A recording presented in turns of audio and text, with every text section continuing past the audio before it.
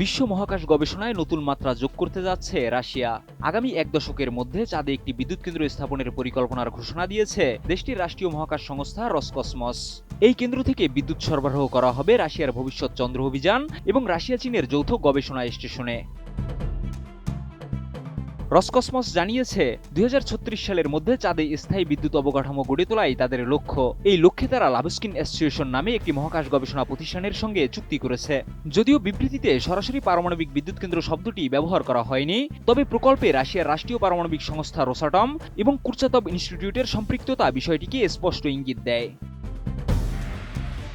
এই বিদ্যুৎ কেন্দ্রের মাধ্যমে চাঁদে ব্যবহৃত রোভার, মানমন্দির এবং রাশিয়া চীনের যৌথ উদ্যোগে নির্মিত ইন্টারন্যাশনাল লুনার রিসার্চ স্টেশনের অবকাঠামোতে নিরবিচ্ছিন্ন বিদ্যুৎ সরবরাহ করা হবে। রসকসমসের ভাষায় এটি চাঁদে স্থায়ী বৈজ্ঞানিক উপস্থিতি গড়ে তোলার পথে একটি অত্যন্ত গুরুত্বপূর্ণ পদক্ষেপ।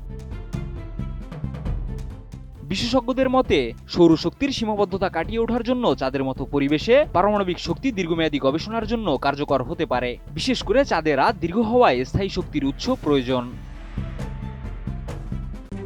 RICL TMX, যুগের পর যুগ স্থাপনা থাকে মজবুত। একসময় মহাকাশ গবেষণায় শীর্ষ অবস্থানে থাকা রাশিয়া সাম্প্রতিক বছরগুলোতে যুক্তরাষ্ট্র ও চীনের তুলনায় পিছিয়ে পড়েছে। ২০২৩ সালে লুনা ২৫ মিশনের ব্যর্থতা সেই বাস্তবতাই তুলে ধরে। অন্যদিকে যুক্তরাষ্ট্রে স্পেসএক্সের মতো বেসরকারি সংস্থার উত্থান মহাকাশ উৎক্ষেপণে নতুন বিপ্লব ঘটিয়েছে।